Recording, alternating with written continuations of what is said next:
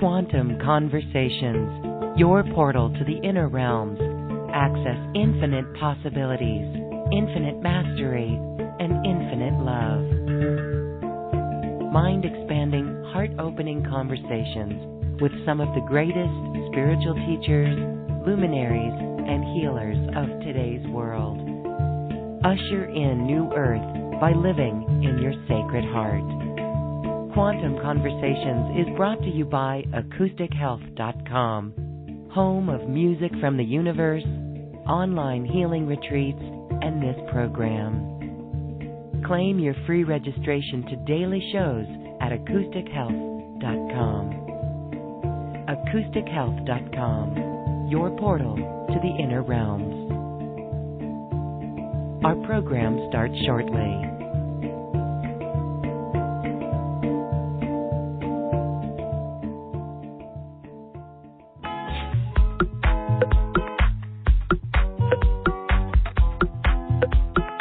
Welcome to another Quantum Conversation, brought to you by AcousticHealth.com. I'm Loren Gailey, and I invite you to sit back as we enter the quantum realm, that space of the greater part of you. It is your connection to infinite possibilities, infinite potential, and infinite mastery. And welcome, everyone. The quantum realm is also where we explore past lives. And today we're talking about the magical times on Earth, those of Lemuria, Atlantis, and ancient Egypt, even ancient Sumeria. And my guest today is here to share more about our past lives and experiences in these times. We're going to go on a guided journey today with Matthew John. Matthew is here. He is a spiritual teacher, an intuitive healer, a starseed guide, and a medical intuitive, working with angels, archangels, and ascended masters. So let's welcome back Matthew John to Quantum Conversations. Hello, Matthew. Hi, Loren. Nice to be here. Thank you for having me back. Very good to have you here. Let's learn about these ancient civilizations. They really are from off planet, and so many of us, if not all of us who are listening to this podcast, really resonate at least with Lemuria, if not both Lemuria and Atlantis. So you're going to help us remember these times. Tell us about this topic and why you feel it of need of the hour to explore. Yeah, excellent. Well, I feel that it's really important to explore this topic because, as you said, most of us, if not all of us on this call today, probably had incarnations in Lemuria, maybe Atlantis as well, maybe some of us just Atlantis, maybe some of us also ancient Egypt, maybe some of us the ancient Sumeria, even ancient Greece, ancient, any of the ancient periods of time where we saw an important kind of point in the timelines of spiritual evolution, or spiritual devolution, as we'll also discuss when we discuss the end of the Atlantean and the Lemurian timelines and going back into the Kali Yuga, or the Age of Darkness, which we're just coming out of now on the other side of the zodiac wheel. So I think it's a very important topic because, like you said, all of us probably have been in one of these places in the physical vessel. And by kind of talking about this, it's just on its own for a lot of people listening to this call. They're going to just have these intuitive feelings and inclinations and memories even, and maybe even visuals or feelings or smells that come up that relate to what we're talking about. And it's a great way to kind of remember who we are. And it's at least an introduction to remembering who we are. And we'll talk about later in the call how I can help people go much deeper into seeing and experiencing who they once were or who they are even on other planets or in other realms. So that part of it is very cool. And then the other part of it is, well, how is this practical? Like, how does this help? It's interesting to know, whether you're in Lemuria or Atlantis or ancient Egypt or all of those, but how does it actually help you? And we're going to really ground it, or at least intend to ground it and make it relevant and practical for the present moment. Because for those of us that have these incarnations in these enlightened, so to speak, ancient realms, many of us were healers. Many of us were visionaries and luminaries and wizards and witches and priests and priestesses and scientists even. And when we kind of start to remember who we were as those beings in these ancient civilizations, we can actually intentionally decide to bring back some of those gifts that we already had. So that's the other really cool part about this, and I'm definitely going to be talking about how we can, intentionally bring those gifts back. And, for a lot of us, we end up kind of unintentionally just bringing the gifts back. And, I'll talk a little bit about my own gifts and abilities and how some of those may relate to these the Lemurian timelines that I'm aware of as far as my own soul's history on this planet. But for me, it was kind of unintentionally stepping into those gifts, and it's like that for a lot of people as well. But what's so cool about shows like Quantum Conversations and the New Earth One Network is having people like myself and many others on to speak about these sorts of things.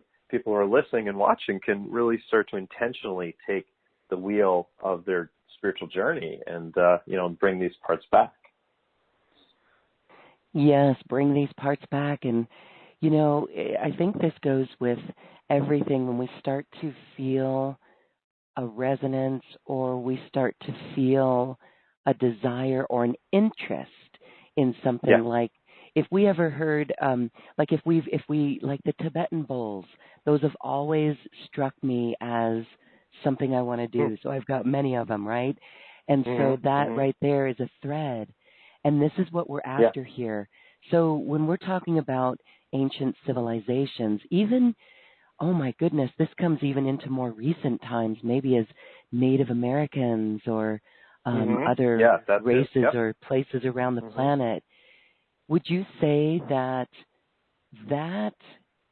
like something you could read about in a book, for example, maybe you're reading and something just strikes a chord within you?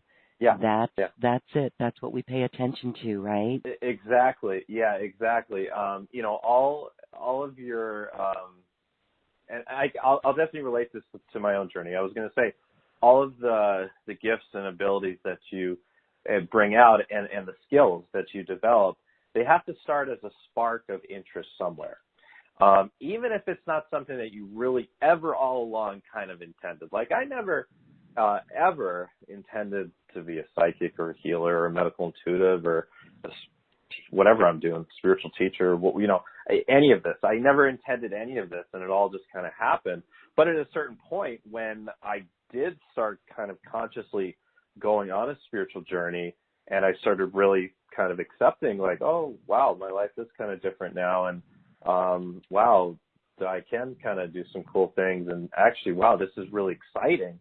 Then every book I would pick up and every YouTube video I'd watch, it'd be like, wow, that right there, like I just feel that, I want to learn how to do that. Like, I'm a medical intuitive. Well, a couple of years ago I wasn't, for example, but the interest sparked me a couple of years ago. I'm like, I don't see why I couldn't do that. And I got a book. I was like, this isn't really the way I want to do it. Read a little bit in Barbara Brennan's work, and it was helpful, but it was like, let me just ask. Let me just ask for the ability to do this, And lo and behold, I started practicing with it. I started studying the internal makeup of the human body, got some anatomy charts that like medical students use, and just started practicing with clients. And before I knew it, wow, I was pretty good. I was getting things pretty spot on.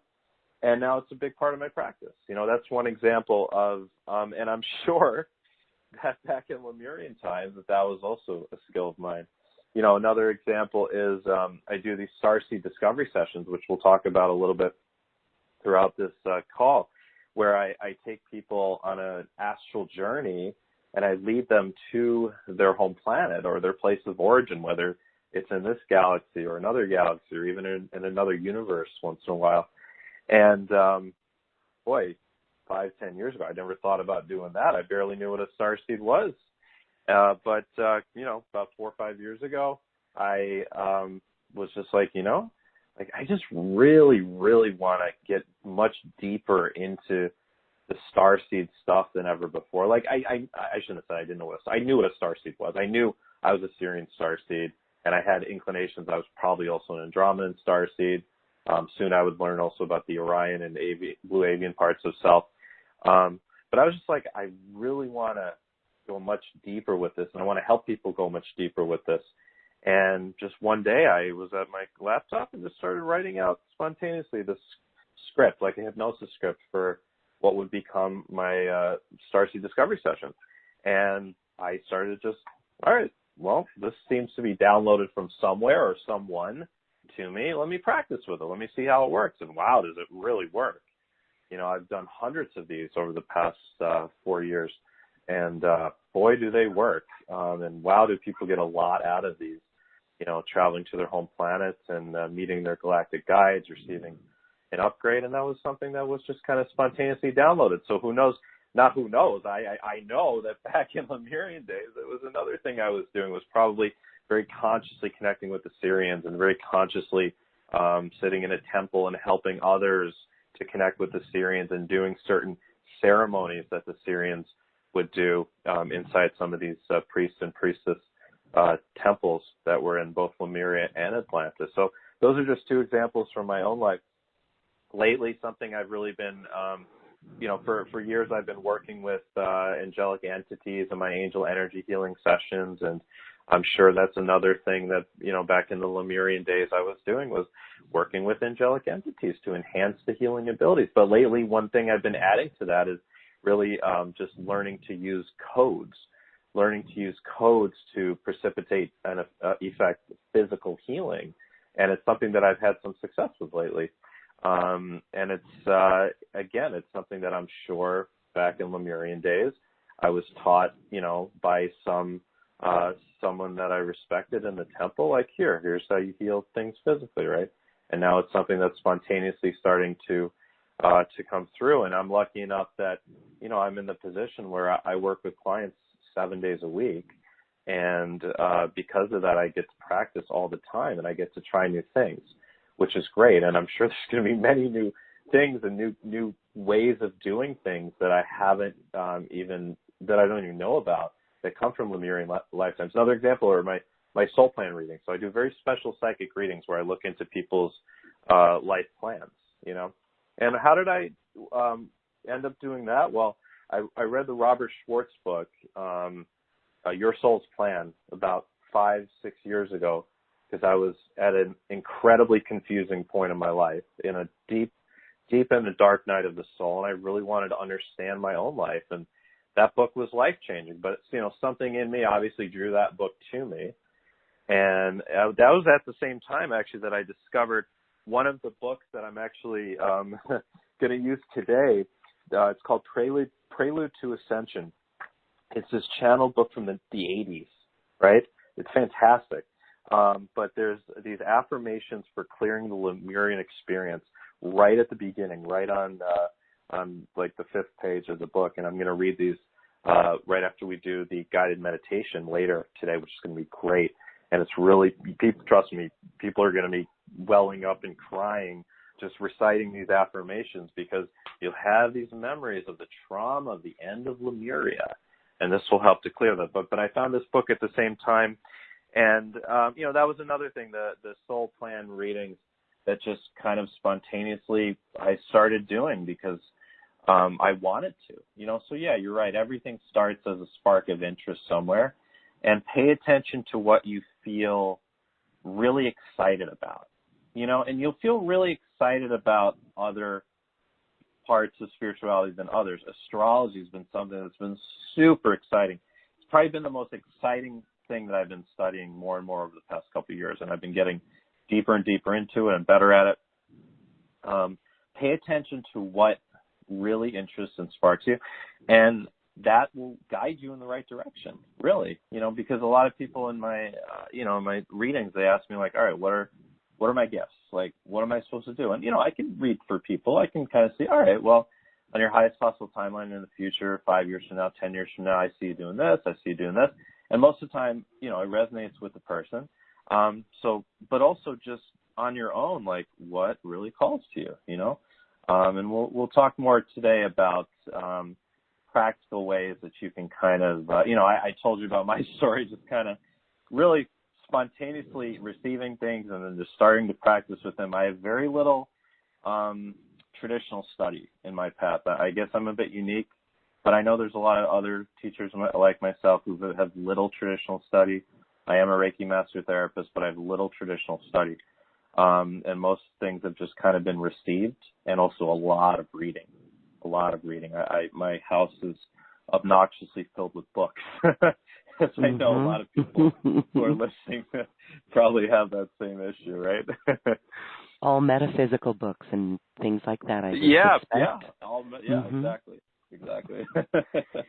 Okay. Well, so we've got some good amount of territory to cover today, especially because you're going to take time and do some mini readings for people, which that's so we will precious, do some mini really readings appreciate at the that end as well. Yeah. But absolutely. The journey itself is wonderful, so we're going to get there in a moment. But first, Matthew, let's for those who may not know, tell us about.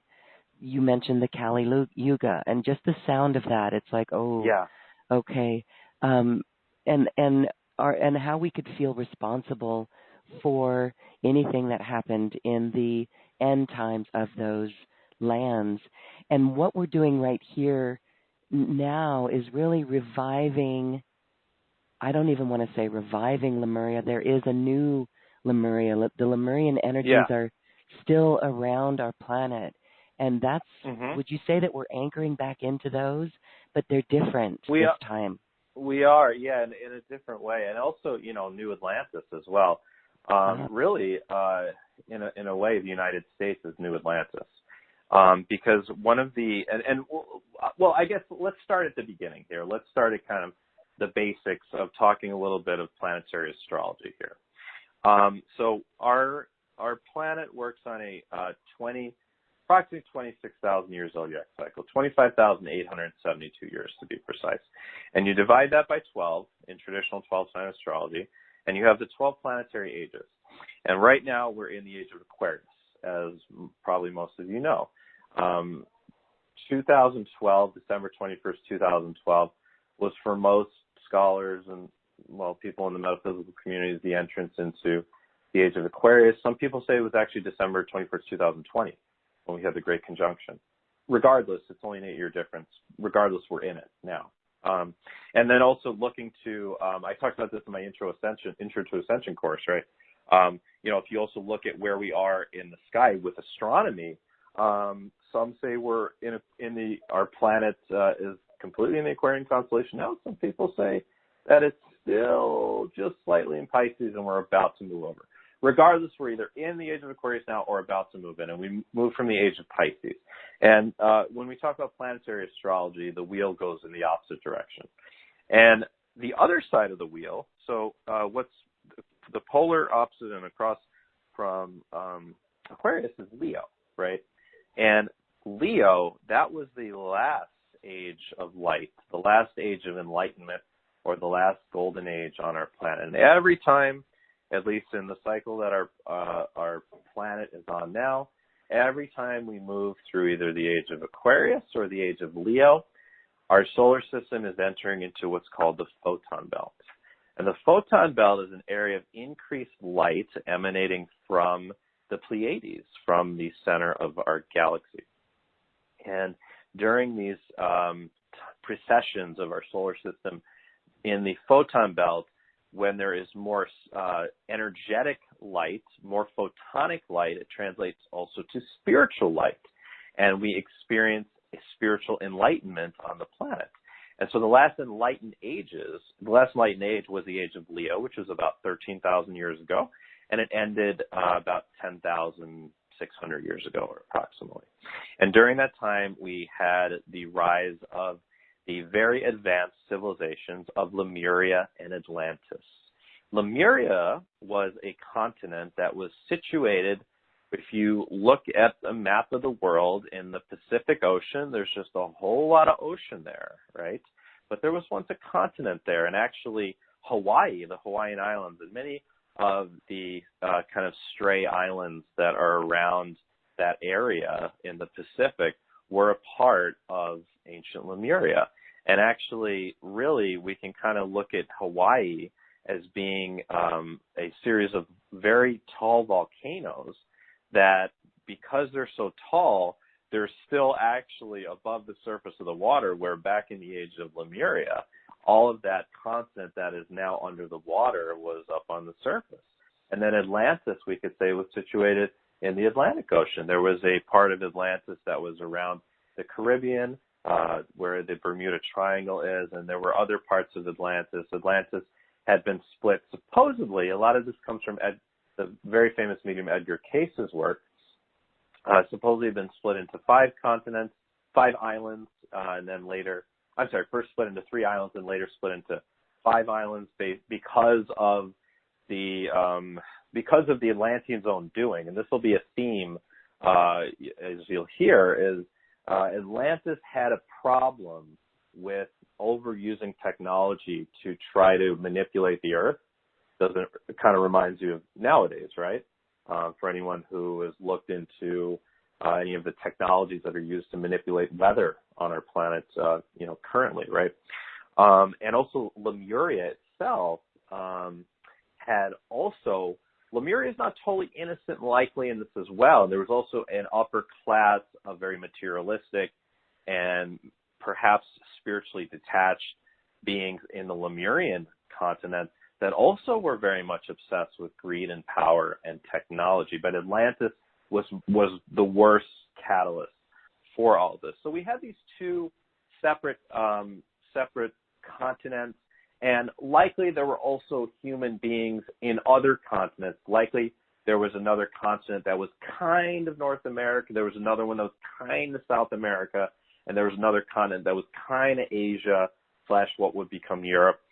And there were likely indigenous peoples in other parts. And we know this is probably true because between the ages of 50,000 BC and 10,000 BC, it seems that many Atlantean and Lemurian beings migrated to North and South America and to Asia and became the indigenous peoples. It's very likely that the Native Americans, for example, and the First Nations people of the United States and Canada, respectively, are descendant directly from Lemurians, and even some of them possibly Atlanteans, that there were land bridges.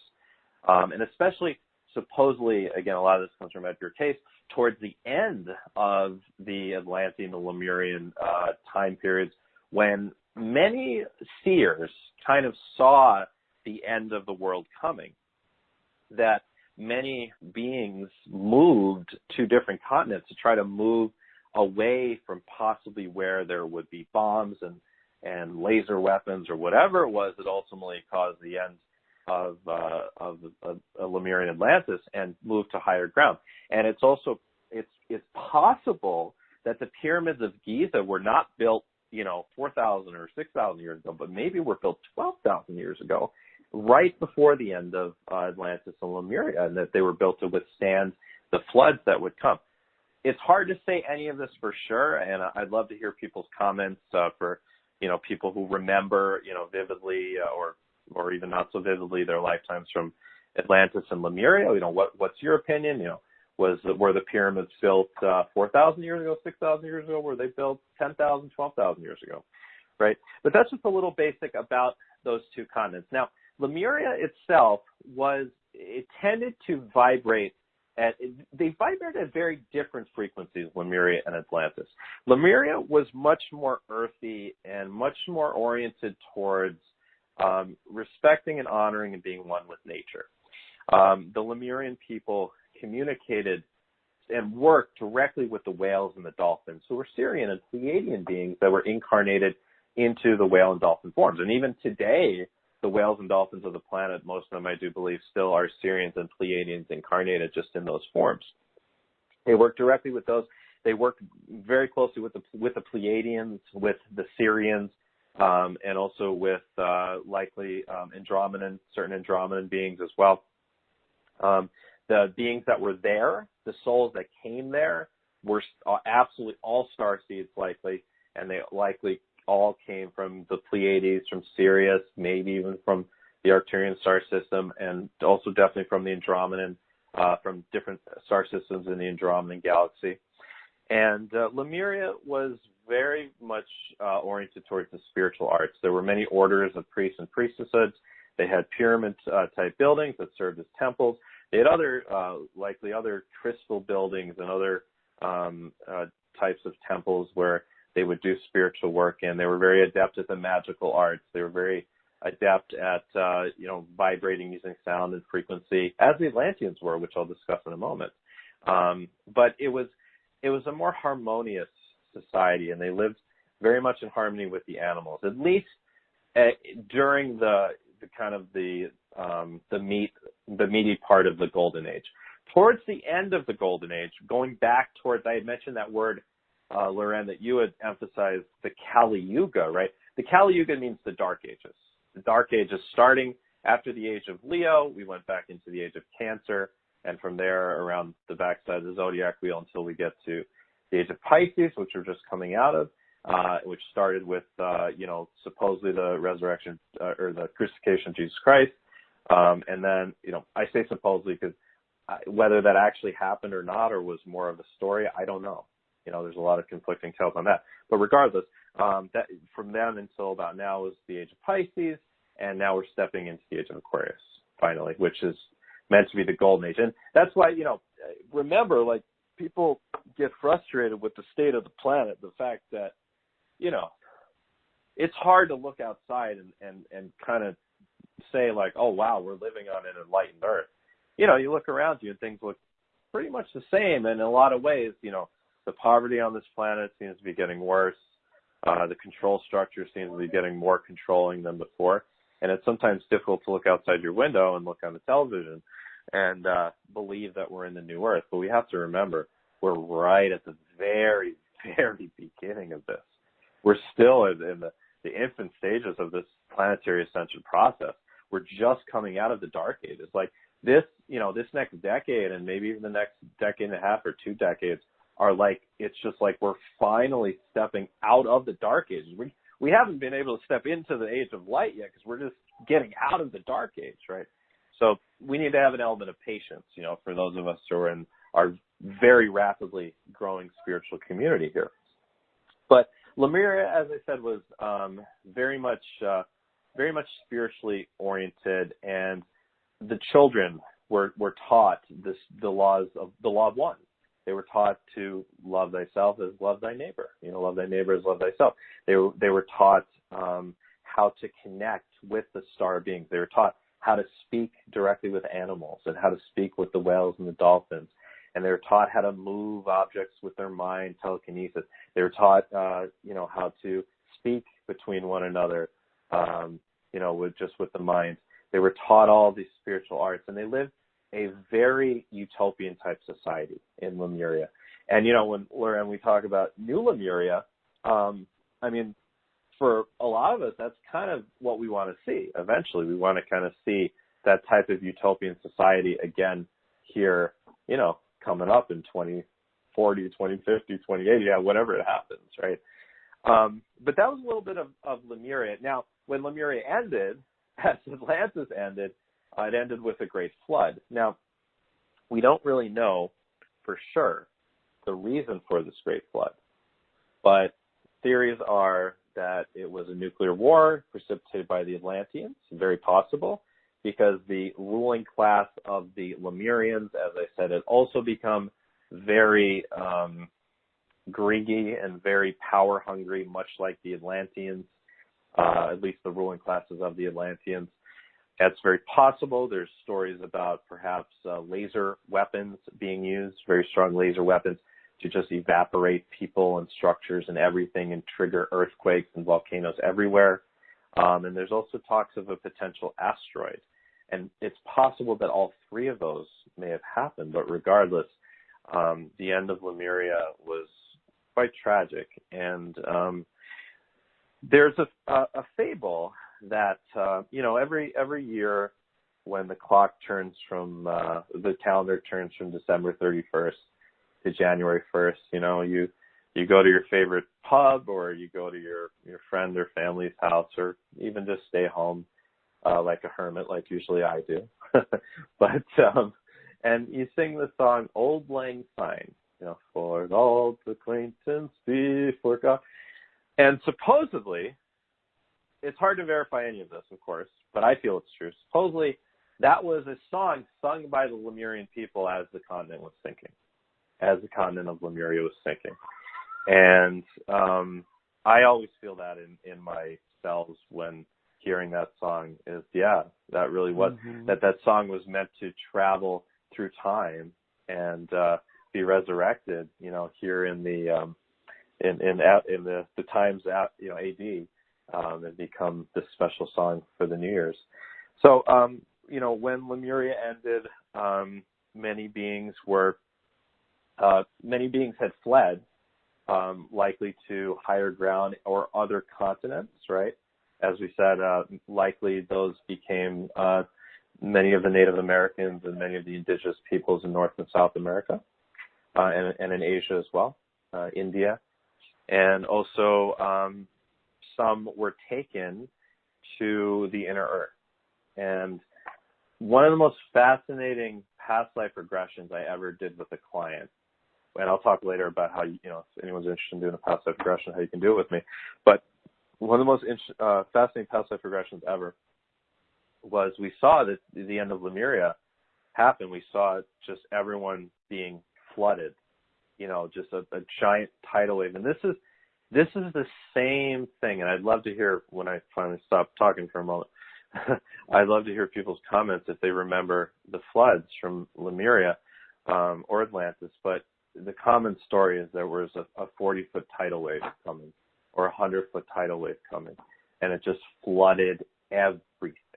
And then the other very common thing that people and myself remember was the ground shaking like crazy, and big cracks, big chasms appearing in the earth, and also the sky becoming yellow, very yellow and cloudy. Whether this was I believe it's because of nuclear weapons. I believe this was absolutely nuclear weapons dropped by both sides, both the Atlanteans and Lemurians. Laser weapons may have been involved as well. I believe that's what it was. I believe it was the two societies warring and attacking one another. But I'm also open to the theory that it could have been an asteroid, or it could have been both. And I'd love to hear people's comments. But anyways, in a past life regression with a client, we saw that, and we saw him being taken in a Pleiadian ship, to the inner earth, to Shambhala. And I know many beings were taken to Shambhala, and also many beings were taken to Telos. Now, Telos is fascinating.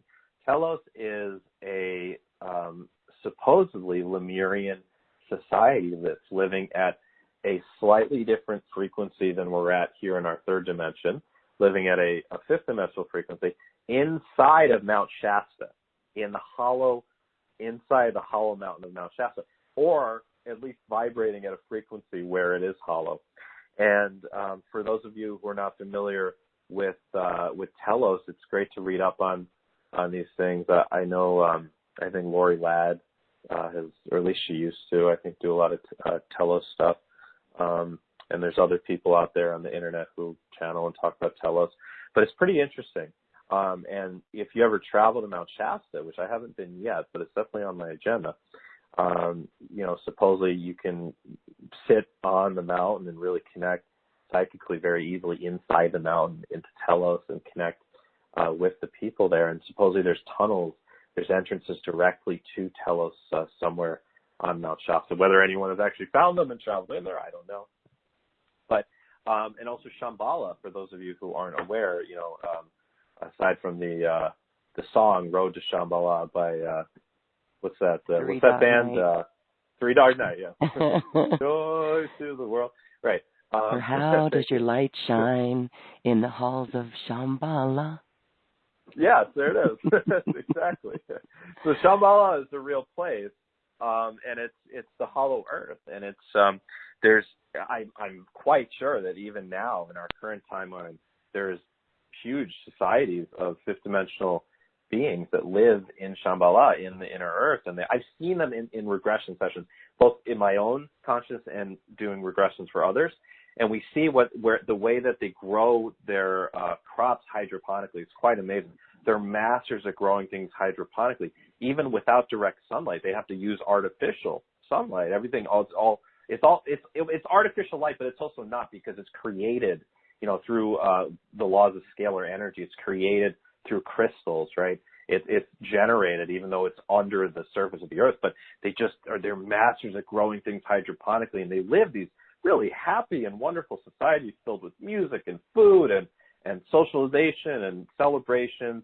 But they have supposedly been waiting until the Kali Yuga ends, which is happening now, or soon at least, before they actually come up to the surface. So, this is just a little aside, but I mean, if you're listening to this live or close to live, early June, we have this really fascinating report coming out from the U.S. government on June 18th, right, about UFOs.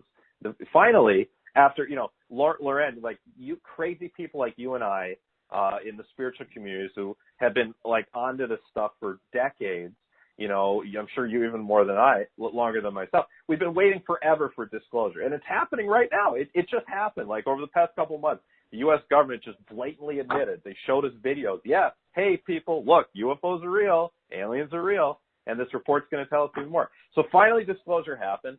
Soon, sometime this decade, I do believe we'll actually have first contact, probably with the Yael people who were responsible for the Phoenix Lights in 2003, I believe. And eventually, this could be decades from now, but eventually we'll have actual contact on an official level with the people from Shambhala, with the inner Earth beings. And everyone, all the extraterrestrials that have been living on our planet forever, all of the people in the inner Earth, the Slosians, everyone will finally be able to come out and show themselves and be like, yeah, we've been just waiting for you people to kind of stop killing each other and stop attacking each other and stop controlling each other for this false thing called, money, and just, love each other. And we're here. We've been here all along. So I truly believe that's something as well we can look forward to, on top of first contact over the next decade or 2 decades or however long it takes. But that's a little bit about Lemuria. And next we'll go into Atlantis. But I'd love to hear, Loren, any personal experiences from you or people you know about Lemuria, and maybe if there's any comments about Lemuria. Well, I would love to share a little bit about Lemuria. Patricia Diane Cota-Robles has a book, Who Am I? Why Am I Here? And that's got a really beautiful history of Lemuria. And I think many of us resonate with that, where it's called the laggards, and the vibration of the earth was high, and the humans on earth held a high vibration, were fifth dimensional, and we believed in our love and the power of our love. And when the last great cycle, the great shift in dimensions, the planets went without Earth. And so we learned that the laggards were not going to be able to evolve or go into that shift. So we went to the great councils of light, and we asked to bring the laggards into Earth, and knowing that our influence of love would shift them and raise their vibration. Well, we know what happened there, and they actually lowered the vibration of the planet. So that piece of knowledge right there resonates so deeply within me that I still feel a strong personal responsibility to the fall of Lemuria. And so to hear, and then in the Vedics, then they take it into the rest of history that is living on our planet, and we see in the Vedic writings, the images of objects in the sky, fireballs in the sky, that absolutely do give validation to that theory of nuclear weapons. There was some sort of weapons. And then when you look into, I lived in the Pacific. I lived on Guam for 8 years. And that, too, is a remnant of Lemuria. And when you look at the islands in Micronesia, that are just mountaintops right now, or remnants of these islands. There's a place called Nan Madol on Pohnpei, Pohnpei, it was also called. And Nan Madol, even the locals are frightened to spend the night there. They don't even know the history of it before their tongue, before their oral traditions. And then on Guam, there were also laddie stones. And laddie stones, the locals do not even have that in their history. It is still a mystery. It was thought that these were what people built their houses on to keep the waters from flooding their house. But that has since been disputed. So there's so many mysteries. And then when you look at the big ring of fire, look at the ring of fire. Doesn't that look like a sunken continent to you? Exactly. Yeah, that may have been the boundary itself, right? Right. It's possible that the plates just kind of those plates just kind of separated, right? Right around that area, and there's actually a continent underneath.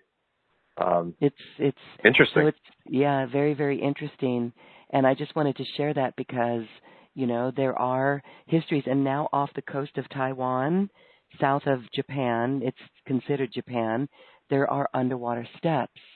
And it's really amazing. Wow. Even in Hawaii, you mentioned Hawaii, their gala writer, who was a very wonderful person, knowledgeable on Lemuria in Kauai, spoke of one of the last queens of Kauai was married to an American man, and they had maps of Lemuria. Isn't that amazing? That's cool. very cool. Yeah. So I just want to share those. Right. Thank Interesting. you. Yeah. And to add on to that, I was going to talk about Easter Island briefly. Oh, yes. Because Easter Island, right, has those giant sculptures, those head sculptures. Yes. They're massive. They're like the size of my house. You know what I mean? And they've just discovered a few years ago that those are not just heads; those are full bodies. Buried. Oh, really? Okay. Really? I didn't even know that. Yes, Brian Forster has a lot of information on that. And also another thing in the Micronesian Islands, Yap has giant stone money. Giant. It's a coin as big as a human. Wow. So cool. This is very interesting. And when the Dutch discovered Easter Island, I believe it was the Dutch. Correct me if I'm wrong. I think it was the Dutch, but back in like the 1700s, like 1740, 1750, they found like 5,000 people on the island. There's no way that those 5,000 people by themselves built these giant stone sculptures that we would struggle to build nowadays. I mean, there's just no way. And the people of the island know. And if you look at the ancient language from the ancient written language from Easter Island, it looks very close to some written languages in India, right? Which suggests that they were both rooted from the same Lemurian written languages. So I don't know if you've seen that, but that's pretty cool. Yes, there's such a deep connection there. Absolutely. And this even goes in, it continues on our planet. When I've been, I don't know if those have been to Angkor Wat, the temples in Cambodia that are actually buried by the jungle, most of them, and there's new radars coming out finding more temples. These temples are covered with etchings. They're so beautiful. Those are a remnant of Lemuria. Absolutely. Oh, wow. So really cool things. Yeah, super cool. We're going to talk about Atlantis in a moment. They have discovered on this island in the Caribbean called Sugarloaf Island, which is situated on the northern tip of Grenada. And there is a pyramid that they just discovered, a giant pyramid that most of it is underground. And that definitely comes from Atlantis, right? And there's the Bermuda Triangle. Of course, there's the all of the stories over the years that are very real, at least I believe. I've watched some, accounts of them on YouTube of people having very strange electronic anomalies and also planes disappearing, boats disappearing around Bermuda Triangle. And likely that was situated right around one of the Atlantean colonies, where perhaps the Atlanteans had one of these great crystals. So I guess it's a good transition to go into Atlantis. Unless there were some comments from anyone, I'd love to hear. Well, let's see. I will keep it. There's some questions coming in on our box. I'm going to scout those out for you for the moment. I'll bring those in. Okay. Sure. All right, I'll start talking about Atlantis a bit. So we talked a bit about Lemuria, and then on the other side of the world, we had Atlantis. So Atlantis was another continent, as we said. Some of the areas, the Bermuda Triangle, that was one part of it. Others were likely kind of right in the middle of where the Atlantic Ocean is right now. Atlantis was a very highly technological and very scientifically oriented civilization. So as much as the Lemurians were hyper-focused on spirituality, the Atlanteans were hyper-focused on science. There was such an Arcturian element to Atlantis. The Arcturians likely weren't very involved with Lemuria, but likely were very involved with Atlantis, and likely many of the souls that were incarnate in Atlantis were Arcturian souls, also some Syrian souls, and likely some Andromedan and Orion souls. And they were actually referred to, many of the scientists were actually referred to as scientist priests, that it was almost like science was the religion of Atlantis. And the society was hyper-focused, especially the upper classes of the society were hyper-focused on technological development, AI development, and weapons development. Doesn't it kind of remind you of today, of ever since World War I? What is our societies in the Western world been hyper-focused on the exact same thing, which is why, as I mentioned before, we really are in New Atlantis right now, which is where the danger lies. We're kind of at this crossroads again, where it's almost like 13,000 years later, the timeline is almost repeating itself, and we get to choose what direction we go this time. But the playing field's a bit different this time because of where we are astrologically. We're not moving into a dark age. We're moving out of a dark age, which means that the outcome is going to be different. So in Atlantis, there was a ruling class that was very powerful, and it was very, very much like the Illuminati of nowadays. Very, very much like the Illuminati, where they were really very much steeped in dark magic, much like our current Illuminati, and intense control over people, and where truths were hidden. Occult truths were hidden. Occult knowledge was hidden only for the chosen few that were in the Atlantean Illuminati, as I'll call them.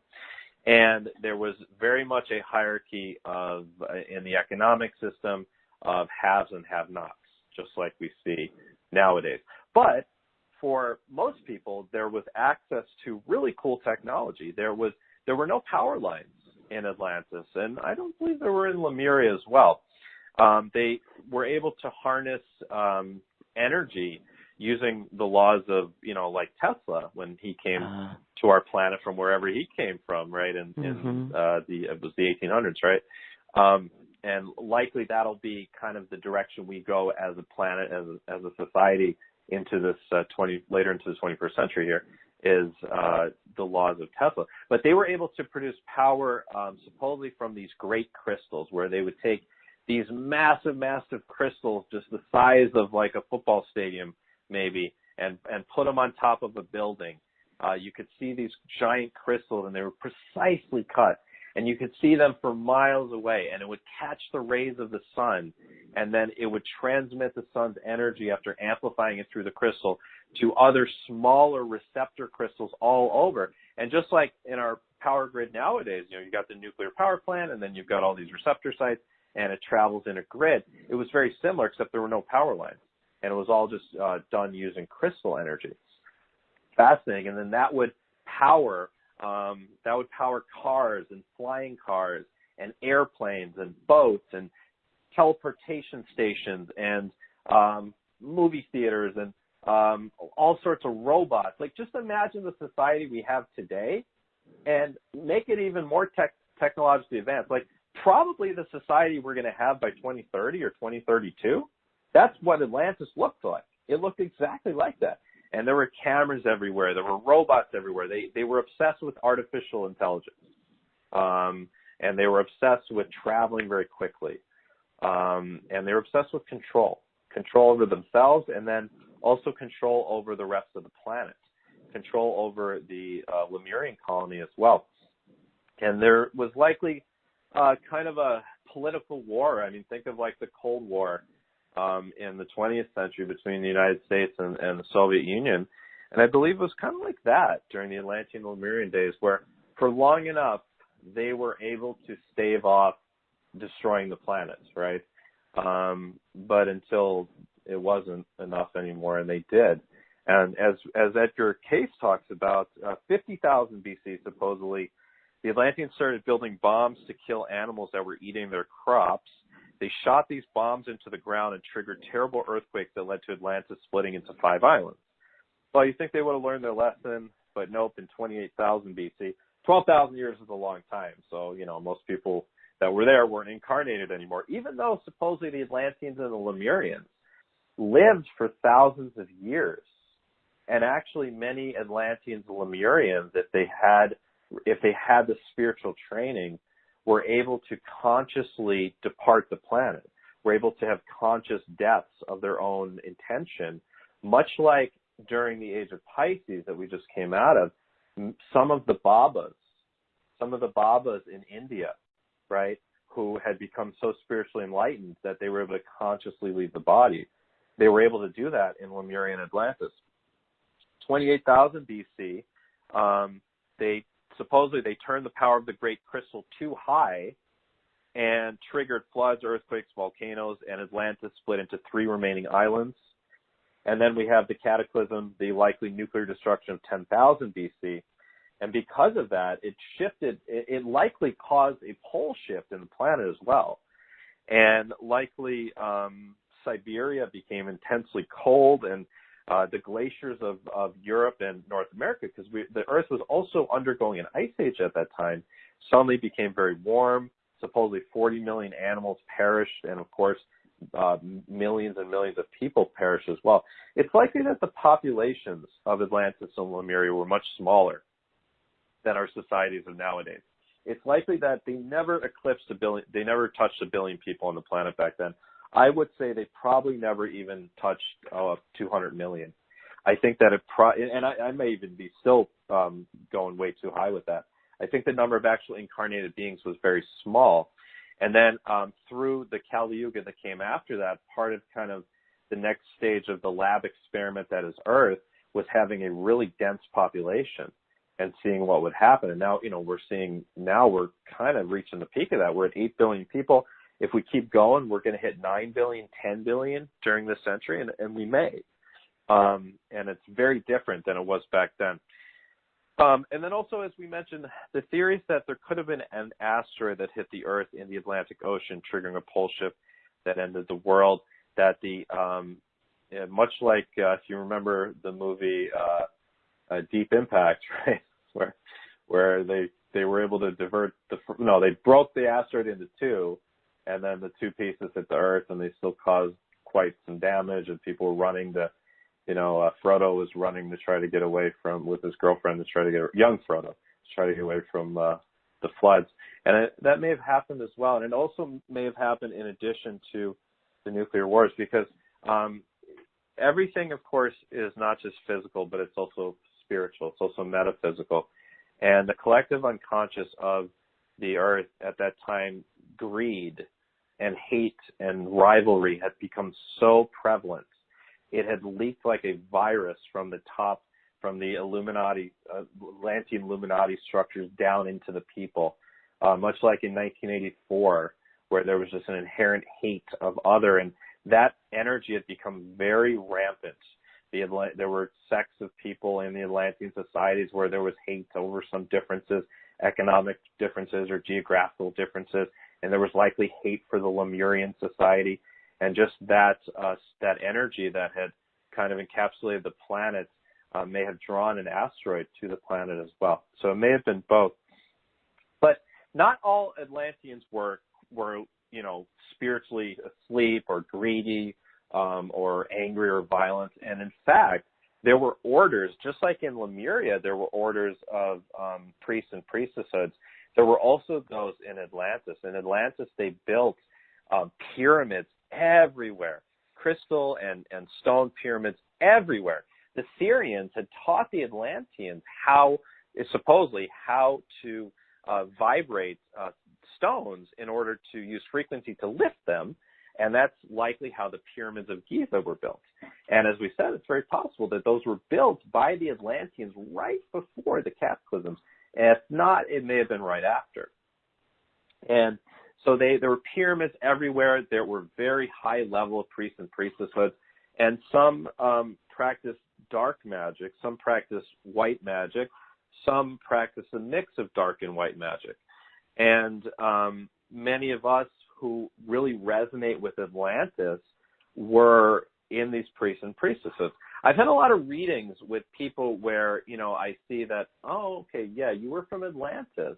A lot of people were not from Lemuria, or they were from both. But if they had Atlantean lifetimes, some people were just regular people in Atlantis, But some people were a part of the priests and priestesses, and some of them were doing dark magic, some of them were doing white magic. Some of them were doing white magic or were scientists that were infiltrated by dark magic, that were infiltrated by the dark Illuminati beings of Atlantis, and they had to basically come over to the dark side or risk being humiliated or losing their job or losing faith, essentially. And so it's Atlantis was a beautiful place too. It was a beautiful society, especially before the end. By the end of it, it got crazy. It reminds me of some of the craziness of China right now, with how controlling and how dark the Chinese Communist Party is, and how AI has taken privacy completely away from the Chinese people. And that really reminds me of what the last couple hundred years of Atlantis had been like, but even worse. Really, the book 1984 is even a better kind of perhaps recollection of the end of Atlantis. And that's what we're hoping to avoid. Those are the timelines we're hoping to avoid as we participate in this ascension process now. And so I'd love to hear if anyone has any recollections of Atlantis. The end of Atlantis was very much like the end of Lemuria, where, again, it was giant tidal waves. That's the number one thing that people describe: 40, 50, 100-foot tidal waves, and the ground shaking, everyone screaming, and the sky becoming yellow or black, right? Just filled with smoke. And it was a very scary time. Some Atlanteans also were transported, I believe some chosen Atlanteans were taken by Pleiadian and Syrian ships to go to the inner Earth, but most weren't. But I do believe many Atlanteans were taken off planet. So many Atlanteans were salvaged, saved, and taken off planet to Orion worlds and Syrian worlds to be rehabilitated and to live out incarnations there. But also many perished and had to reincarnate. And the reason that starseeds, and just briefly, it's my belief based on my years of research into this field here, that there's two types of souls on Earth. There's a starseed soul and an earthseed soul. The starseed soul, which I believe accounts for approximately 45% of the 8+ billion, well, I think it's like, 7.9 billion people that are on the planet right now. Those are souls where you've already gone through some sort of ascension off planet, somewhere in our galaxy or another galaxy or even another universe, rarely, but it does happen. So, for example, myself being an Andromedan starseed that also had many lifetimes on Sirius and had lifetimes as an avian being and lifetimes as an Orion human being, and all those parts kind of collapse into the Earth soul. It's all very quantum, and then that created me, and also all my other incarnations on Earth. Whereas an Earth seed soul, the Earth is their first plane that they've participated in third dimensional reality.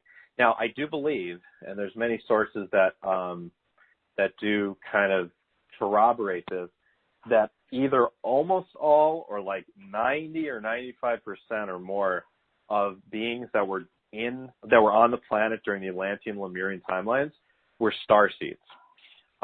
They were directed. Lemuria and Atlantis were kind of this grand experiment, and the beings were directed from off planet onto our planet to participate.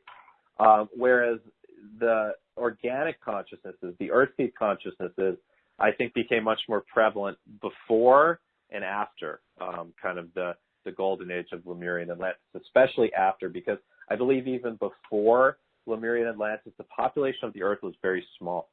And when the population of the Earth started exploding, that's when many brand new consciousnesses donated directly from the planetary consciousness or the galactic consciousness, however it actually works, or coming through Alcyone as just a one photon, and then dividing and becoming more and more complex beings, from bacteria to animals to plants to animals to finally being human.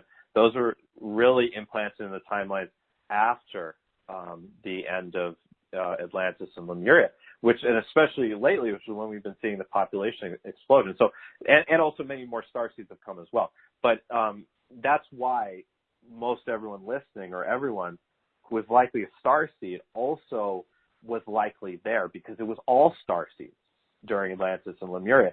And the way that our Earth soul, which carries memories and an aspect of the hologram of our starseed self, the way that Earth soul sets up our incarnations here in the third dimensional Earth plane, I see it with every starseed except for, I can remember like 3 that I've worked with out of the 1,000, probably about 1,000 people I've worked with over the last decade. I can remember 3 people that they were starseeds, that this was their only incarnation right now, was their first incarnation ever on Earth. Other than those select few, everyone else, when the Earth soul sets up the incarnation cycle, there will be a few select lifetimes where one reaches a level of enlightenment. And times or timelines when beings may reach that level of enlightenment can be Atlantis, can be Lemuria, it can be ancient Egypt, which we didn't really talk about, and we won't really have much time, but ancient Egypt meaning the time after Atlantis, when Egypt became, because supposedly what happened was Thoth, who was one of the rulers of Atlantis, who was likely a blue avian being, had known what was coming and had directed many, many beings to go up towards the area now known as Egypt and to create a new society there, including building the pyramids of Giza, and with a lot of help from the Syrians. And then, later on during the Kali Yuga, that became a little pocket of enlightenment right up and down the Nile River. And many of us also were there somewhere up and down the Nile River, whether it was 4,000 years ago or 6,000 years ago or 8,000 years ago. There were thousands of years, likely, of an enlightened society, even during the dark ages of the planet, right there up and down the Nile. And supposedly the Nile carries the 7 chakras of the body, and that people would go, and you can still do it to this day. You can go on a boat journey up the Nile and experience, because the Nile and the Genesee River right here in Rochester, New York, are the only 2 major rivers in the world that flow north, and or at least in the northern hemisphere. And so you can go up the Nile and go from your root chakra up to your crown chakra and experience enlightenment. And that was something that was happening during the ages of light in Egypt itself. And then we can talk just briefly about Sumeria. And Sumeria came later on, and many beings likely came over from the Egyptian enlightened society a little bit over towards where right now is Israel and Palestine and towards Turkey and that whole Mesopotamic area, and had set up an enlightened society there. We think about the ancient Sumerian tablets, and there's ancient knowledge that when people have deciphered the Sumerian tablets, they've found this very important knowledge about who we are and who we are as spiritual beings cloaked in human vessels. And that was likely only about 2 to 4. That was only about 4,000 years ago. Was the kind of the peak period of ancient Sumeria, and so some of us were there as well. But just to bring it all back, that's why so many of us have these memories from there, is because the starseeds were in Atlantis and Lemuria, and many starseeds were there in ancient Egypt, and many starseeds were in ancient Sumeria, because our Earth Soul wanted us to experience. These were like the preview lifetimes. These were the lifetimes where it's like, okay, you may reach personal enlightenment, but the planet won't. Or you may be tempted by the dark side, and it may kind of tempt you away from personal enlightenment, so you won't go all the way there. Some of us also have had lifetimes of reaching certain levels of enlightenment in India, okay, following gurus in India, or becoming part of monasteries in India or in Nepal. Some of us have lifetimes as Buddhist monks. I can recall several past life regressions I've done with people where they've seen themselves as monks who did actually reach enlightenment. Some of them actually were able to consciously die, consciously leave the planet after living for like 500, 600 years. So many of us have had those lifetimes of reaching enlightenment as a preview to help us to access those and bring back parts of those lifetimes right now as the Earth needs us most, because we're at this crossroad where as a planet we're choosing either enlightenment or destruction, ascension or destruction. Last time, 13,000 years ago, the planet was destroyed. Now, this time, we're choosing a different path. We're choosing the path of ascension.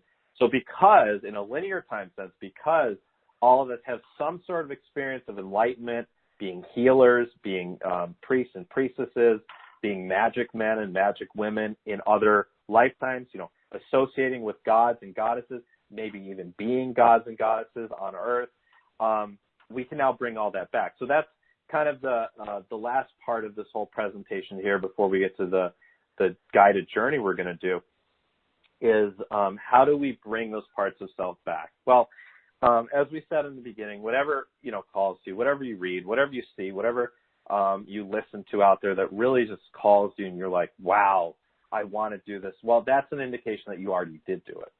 You already did do it, and you're just remembering. And if you can really know that, it actually makes it really easy to learn stuff.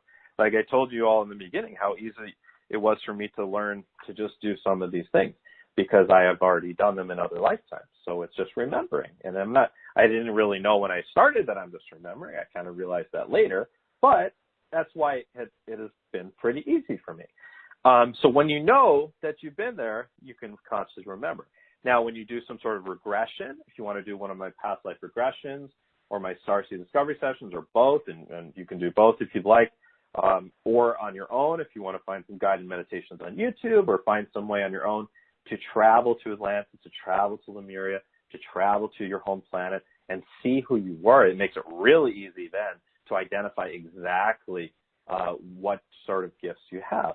But just by acknowledging and knowing and seeing and remembering, that's the first step. And then, of course, you got to study some things sometimes. I know I said I didn't study a lot except for books. I have 1 million books, and I've read, I think most of them, or at least some parts of most of them.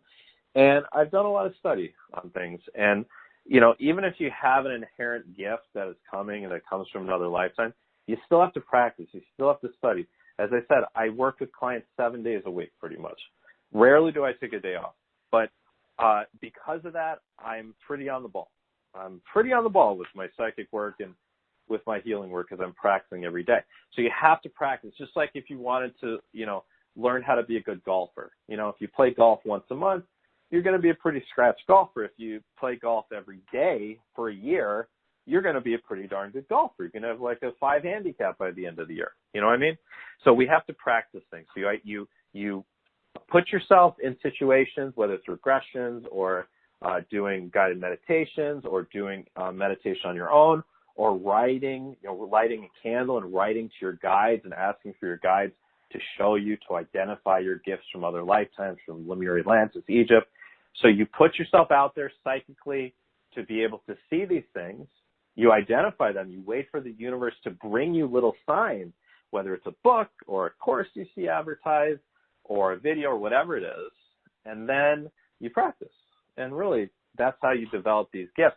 And as I said, like, you know, I'm a young guy. I'm only in my 30s, and 20 years from now, I'm sure I'm going to have a heck of a lot more cool gifts that I used to do in Lemuria, you know, and ancient Egypt at my disposal. So, you know, be patient with yourself and know that whether you're a practitioner or not right now, whatever you're doing, a year, 5, 10 years from now, you'll be doing even cooler and even more effective stuff. And so always keep growing, always keep expanding.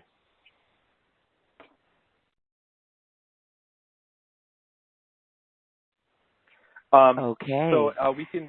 Well, yes, thank you so much. I mean, we can listen all day. It's just so intriguing. Yeah. And let's do an experiment. Let's do a journey now. Yeah. Yes. Yeah. Let's Perfect. do a journey. All right. Sounds good.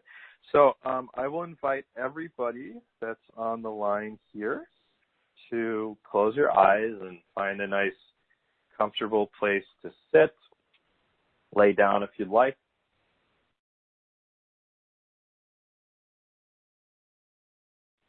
And we're going to go on a brief journey here into the past, into another part of the timeline.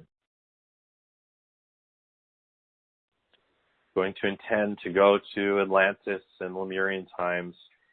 Some of you will go to Atlantis, some of you will go to Lemuria, and wherever you go is perfect. And we'll just start with some deep breathing. Just imagine that you're just directing the breath down into your belly and slowing the breath down as we do some deep breathing together.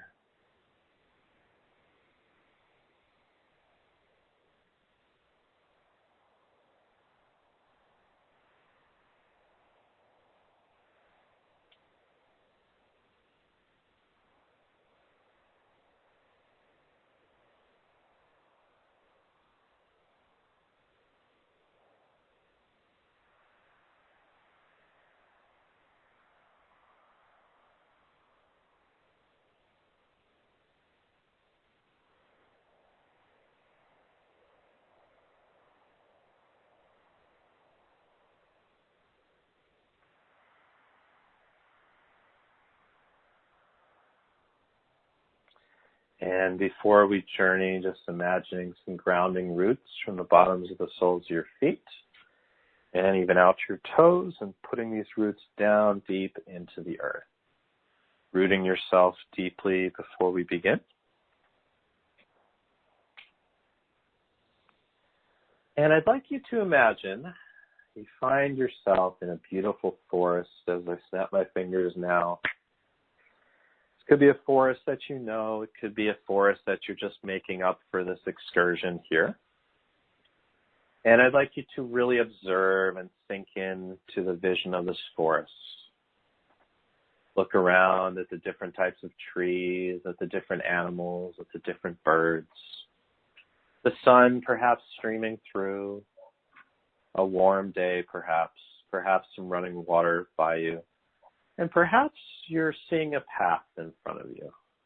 And this seems to be perhaps a very special path, maybe gold-colored path, a golden brick road, so to speak. And imagine that you're feeling really intrigued and you're feeling like it's right and it's safe to follow this path. And as you follow this path, you're sinking deeper and deeper into this experience. You're feeling that the colors around you are more vivid. The smells are more vivid and more real. You can almost taste the air. And as you continue to walk down this path and go deeper and deeper into this experience, as we go towards the Akashic records, your own soul records that are held within your consciousness. And I'd like you to imagine coming up on an entrance to a cave. But this isn't a scary cave. This is a beautiful cave. It's a crystal cave. You can see the sun rays sparkling, making the crystal cave walls sparkle. And there's crystal lights inside this cave. It's not a scary place whatsoever. It's a very high vibrational place.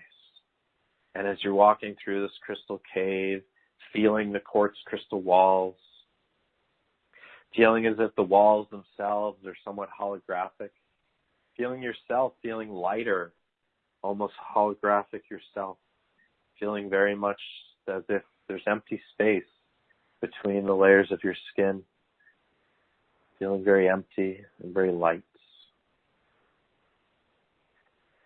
And somewhere as you go down in this cave, there's going to be a series of doors, and these doors are glowing.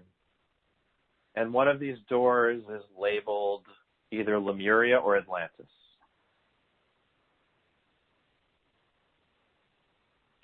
And I'd like you to put your hand on this doorknob, which is crystal, and feel your hand and your arm buzzing and your whole body lighting up.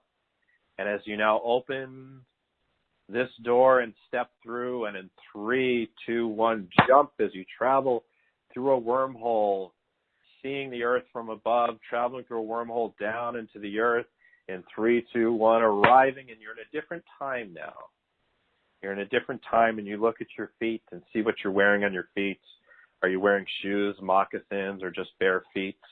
Are you human or are you part human? What do you look like? What do you see below you? And what's around you? Are there other beings around you? Are there dolphins or whales? Are there birds? Are there temples? Are there pyramids? What's around you here? You're finding yourself either in Lemuria or Atlantis. Some of you are in Lemuria right now. Some of you are in Atlantis. Looking around, observing. Perhaps there's a guide here to meet you. A good and trusted friend from this time period. Someone that you remember and know. Someone reminding you that it's safe, reminding you where you are, reminding you that you've been here and you loved being here.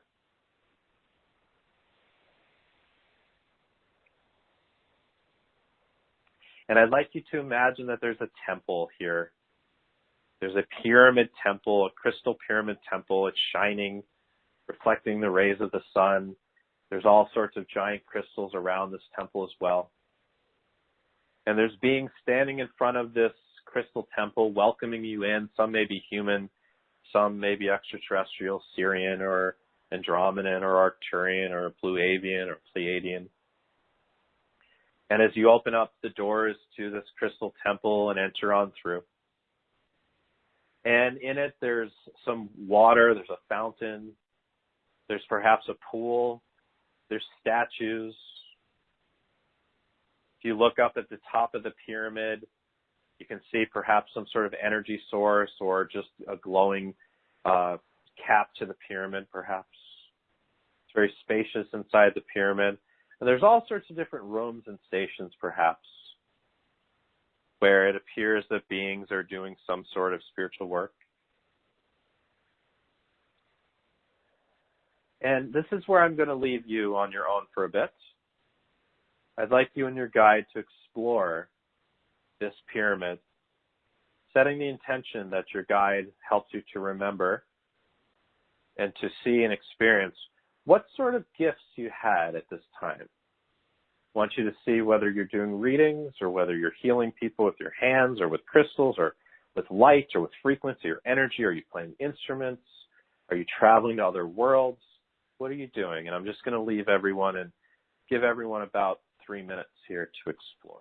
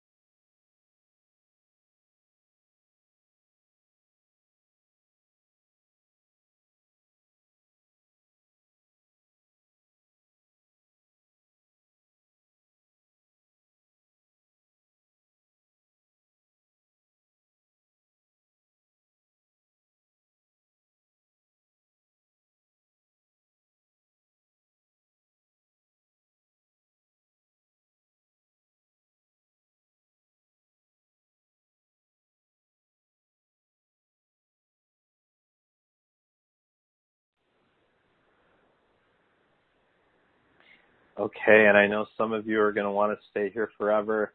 And for those of you listening to the replay, feel free to pause and spend as much time here as you'd like. And for those of us listening live, we will lead you out of the temple, but you know the process to come back here if you'd like later.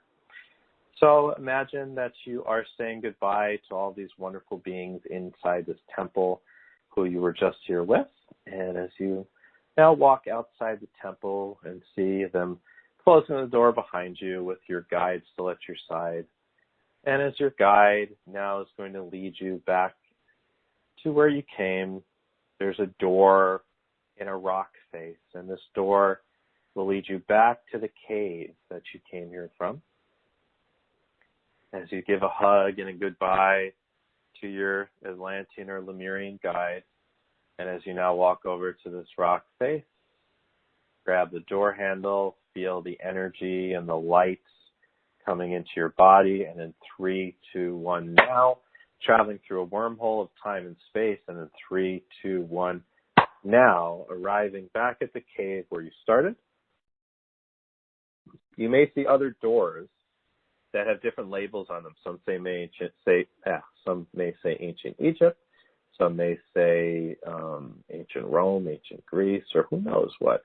And feel free to come back on your own time, or if you're listening to the replay, pause this and go ahead and explore those as well. And just make sure every time you go in, you call in a guide to make sure you feel safe, and then you come out the way you came. That's how you do it. Okay. But for everyone else listening live, if you could imagine walking out of this crystal cave,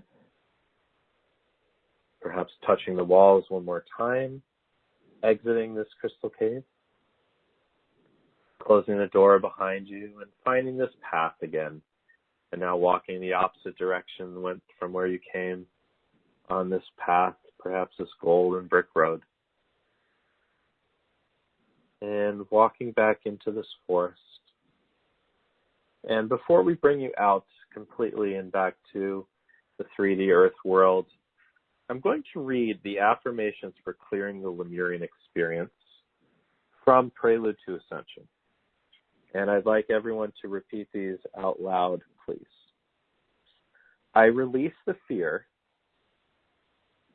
that a traumatic experience must be encountered when I activate 100% service in my life.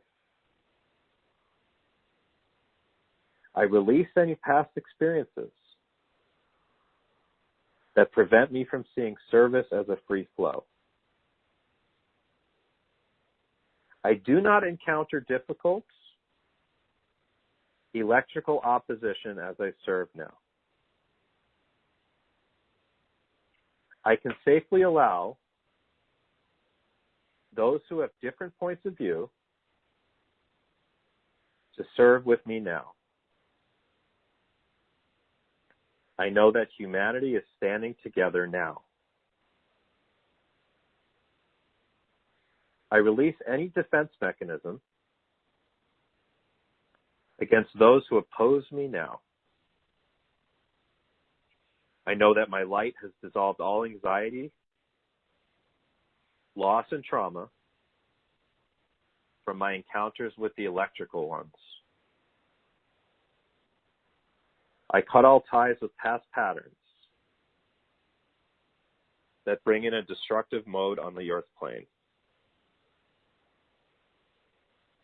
I release the need to pull in an impact to the group. Sorry, let me repeat that. I release the need to pull in an impact to the group as it seeks to bring together the various individuals' agenda. I allow the sorting out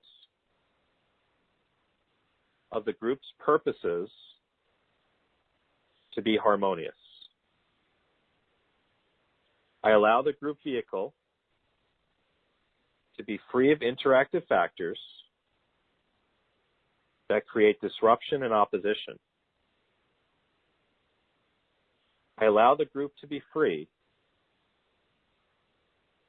from the entangled qualities that are stimulated by specific misconceptions from the past. I see the free flow of the group energies as they come together divinely now. I allow the intrigue factor within a group to fall away or to be resolved now. I know that a group can bridge the gap of the different experiences of its members. Because what happened during Lemuria and Atlantis, and you don't repeat this, this is just Matthew's commentary, is it was the age of Leo, the age of the ego, and egos went in all different directions and lost sight of the good of the whole, even in Lemuria. And if we want to experience ascension and not descension and destruction this time around, we must keep the whole, keep the group always in mind. And these affirmations come from Prelude to Ascension, Tools for Transformation by Janet McClure, channeling Viwamuth and others from 1983. No, 1996. Sorry, I don't know why I thought it was the 80s. 96.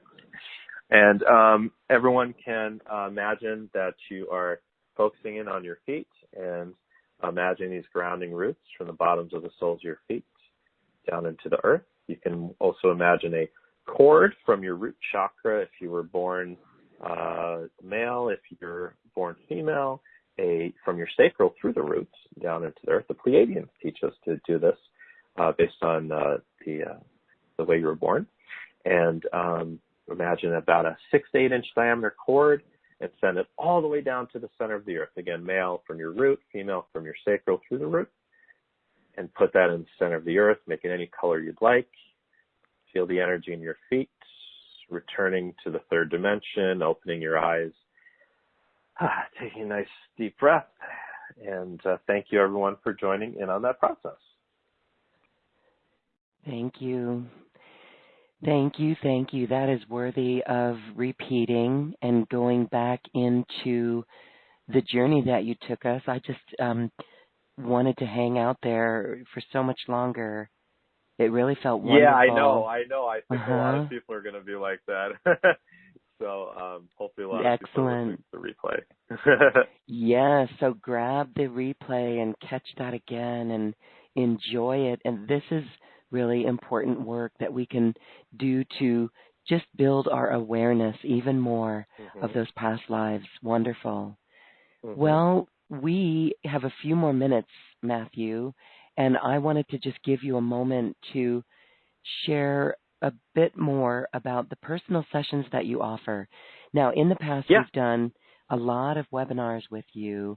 You have a whole library of those teachings. Whole library. A whole library, and they're beautiful. And it's on hours, yes, a variety of topics, well-rounded. Yeah, exactly, a variety and of topics. Yep. It's great for people to dive into that and learn more. And like I said, we can hear you, we can listen to you talk for hours. It's wonderful. Thank you. So Thank you. You've got a package here with a soul plan reading, a starseed discovery reading, and also the past life regression.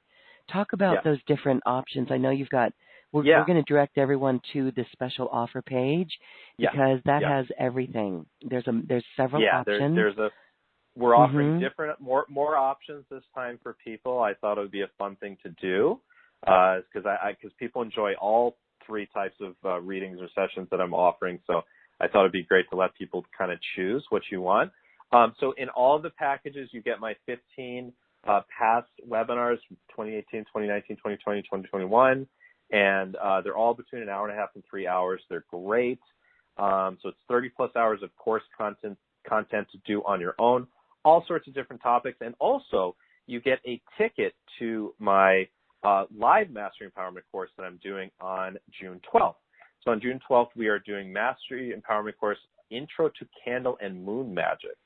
So I know I talked a little bit about dark magic versus white magic. I'll talk about that a lot more in depth on this.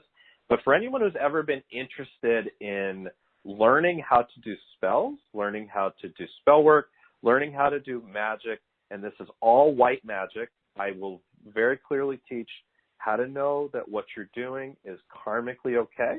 All right, we're not going to teach anything that's not white magic. So feel very safe to join. Okay, this is all just white magic. And I know there are people that might cringe at just the word magic or spells because, well, in another past life you were burned at the stake for being a witch, or in another past life you had dark magic put on you, or God forbid in this lifetime it could have happened too. And so I know a lot of people can cringe at that, but don't be afraid of magic. Don't be afraid of spell work. We're just working with the elements, working with the moon, working with the sun, working with the planets, working with herbs, working with candles and colors.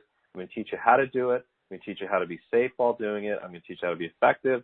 And we're going to talk about moon cycles, planetary days, planetary hours, and all sorts of stuff. So this is a great intro. So that's on June 12th. And you can also buy that as a standalone thing, but it's also included in all the packages. As I said, there's 15 different past courses. You can go to the special offer page to go over all those, but there's so much. I'm not going to take time to go over all of those. There's stuff from learning how to use your visualization techniques to change timelines, to control reality around you. There's ones that are about completely dissolving any egoic structures that are holding you back. There's one for completely healing the past. There's one for releasing any entities and releasing any archonic imprints or any sort of negative imprints that are in your energy field. There's one to change your reality through your speech and through your words. There's one on how to connect with any angel or entity you want to. There's so much in here. There's one about healing colors. Again, I'm not going to go over all of them, but just go to the special offer page. There's a description for each one, and there's over 30 plus hours of course content, and you can spend a whole week or weekend or months going through this and learn a ton. Now, if you're interested in working with me one-on-one, there's several options. The first level package that has the digital package plus a 45-minute reading with myself, and it's the soul plan reading. And what I'm doing in the soul plan reading is I'm channeling details about your life plan. So I'm connecting with your spirit guides. I'm connecting with my helper guides as well. And we're going to take a look, just like I talked a little bit in the beginning, about how one of my gifts and talents is doing these soul plan readings. I get an overview in my vision, my psychic vision of your life plan, and I will channel details about your future on the current timeline or on the highest possible timeline, or if you even wanted to know on a lower timeline. And I will channel details about soul contracts between yourself and other people, family members, romantic interests or partners, children, co-workers, friends, whatever. Anyone you want to know about in your life, about what the soul contract is, what happened in past lives, why are they an important part of your life. I'll channel details about that. I'll channel details about your soul mission, about your soul lessons, and really anything at all you want to know. If you want to know about guides and loved ones that have passed the other side, anything that I can help you with, I should be able to help you with. So that's a special 45-minute reading, okay, special offer only for Quantum Conversations, Acoustic Health, New Earth One Network, a 45-minute reading. So it's only $199 for the reading and the 16 courses. There's also 2 payment options. Now, if you're interested in doing one of my regression sessions, there's 2 options. There's the Starseed Discovery session. Okay, so in the Starseed Discovery session, what we're doing is we're guiding you on an astral journey to your home planet, and we'll find out exactly where you come from in the stars. It could be in the Pleiades, it could be in the Sirian planets, it could be in the Arcturian realms, it could be in the Lyran realms, you could be a Cassiopean starseed, you could be a Yael starseed, there's so many. I've done hundreds of these journeys over the past couple of years, and I have a huge log of people's journeys and all the places that they've been, and there's a wide variety. So it's not just the main ones. Many of you will do this and be surprised that you're from another galaxy, and once in a while I'll even get someone from another universe. It's happened twice. So if you want to know where you're from in the stars, or if you know for sure that you're a Sirian, or you know you're an Arcturian or whatever, and you just want to travel there and see it, it's fantastic. You're going to get to see what it looks like. You're going to get to see what your home looks like. You're going to get to see who are the beings around you on your home planet. You're going to see what kind of work you do on your home planet, what kind of food you eat. It's fascinating. And when you come back, you'll feel such a deep connection with your star race and your starseed self. And you also get an activation from your star guides. So that's the Starseed Discovery Session. It's a 90-minute session. So we're offering a package where you can get all the webinars and courses, plus the soul plan reading, plus the Starseed Discovery Session. It's only $333. There's 2 payment options on that as well. Or if you prefer, instead of the Starseed session, to do a past life regression. So the past life regression is 2 hours long, and we're going to lead you to past lives on Earth. So they could be Atlantean lives, could be Lemurian lives, could be ancient Egyptian lives. They could be lives anywhere or any time. And what we'll do is we'll ask for your higher self to make sure that you're guided to the lifetimes that are going to be most helpful for you to get a better understanding of who you are and what your mission is.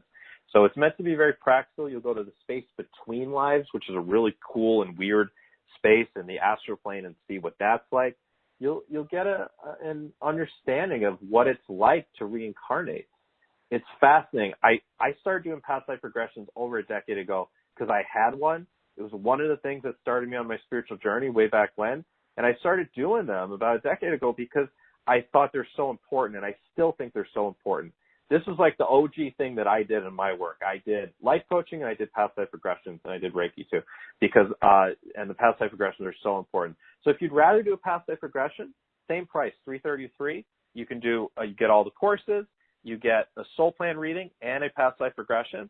If you're like, you know what, I want to do everything, we have that option for you. Option 6 on the page. All the courses, the soul plan reading, the Starseed Discovery Session, and the past life regression for $499. $499, 2 payment options available. These are highly discounted rates too. If you were to go on my website and look at the prices, you'd be like, wow, this is a really good deal. So you won't find this anywhere else, these types of deals. And I tend to be pretty booked up, which is both good and not good. It's, it's good to be booked up, but also sometimes, people can be a little frustrated at not getting in right away. Right now, if you're listening live, I am booking in the first week of July, which is not bad, only about 4 weeks out.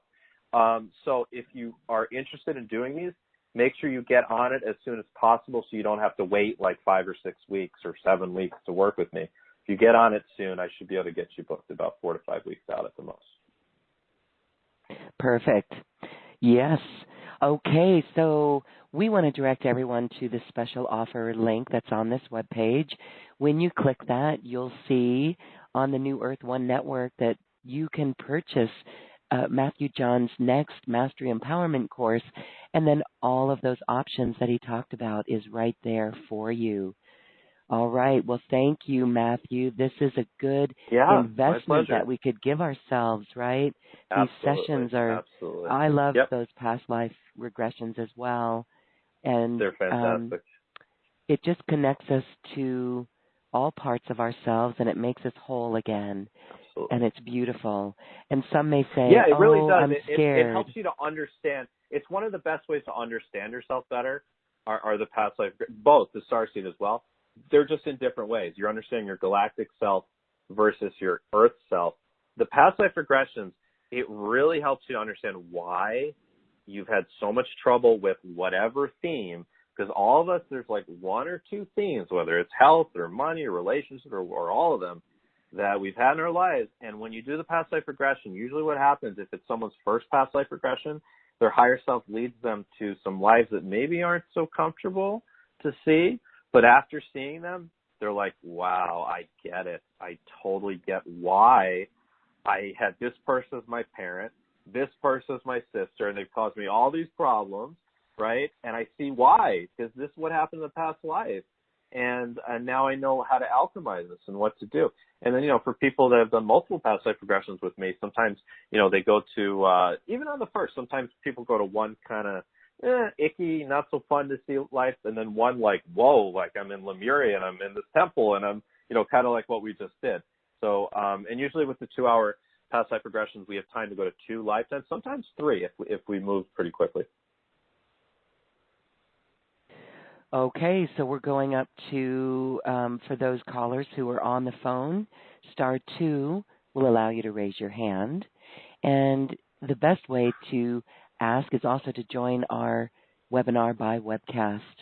So let's go to Burns Lake, BC. Here's our caller. Hi, Burns Lake, BC. What's your name, please?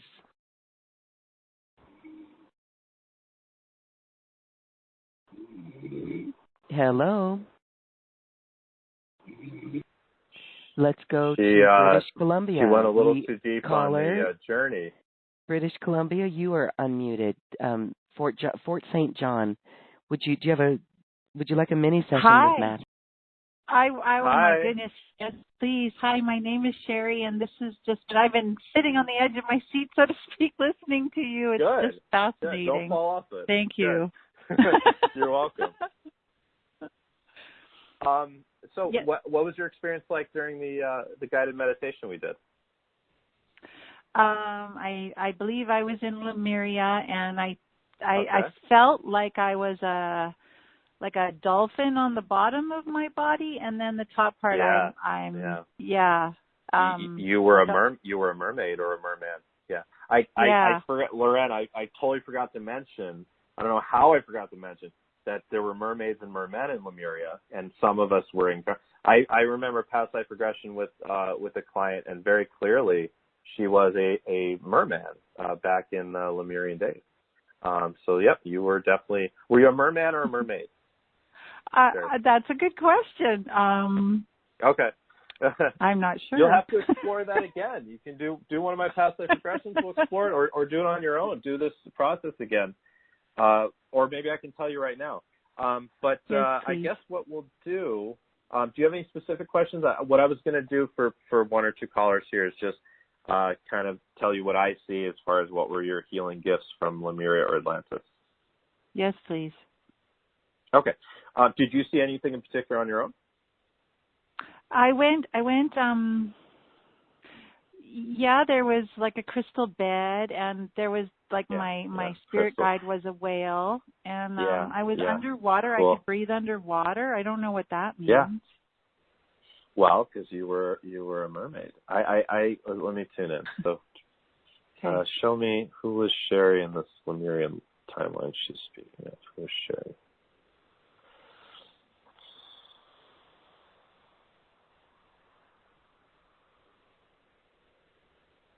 Definitely a mermaid, female, kind of dirty blonde hair, more towards kind of light brown hair, very kind of sun-drenched hair, very beautiful, tall, like 6 foot tall from the end of your tail fin to the top of your head. And it looks like you would travel, and there were little canals where the mermaids would travel from the ocean into some of the Lemurian coastal communities, and where they would be able to sit like right by the edge of the canal out of the water and communicate with the Pleiadians. And I see that you would sit and you would do like psychic readings for the children, and then you would teach the children how to swim as well. You would also assist in births. You would what's called a doula. You were kind of like a doula. Is that the term, right? A doula. And you would assist in right, and you would assist in women's underwater births in these canals. And you would also sit on a council. There were 12. There were 6 mer people and 6 human Lemurians, and also there was a Syrian that was there kind of as the head of the group. And you would sit and discuss these affairs between the Lemurian humans and the mer people.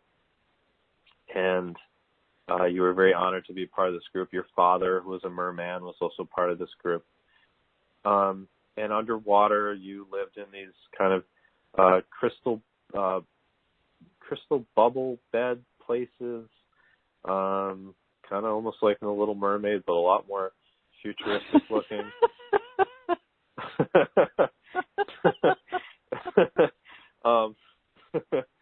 And you seem to have a son, and you seem to have some sort of partner that passed away from some sort of thing. I don't understand what that's about, but you had a son. his father passed away. I don't know why.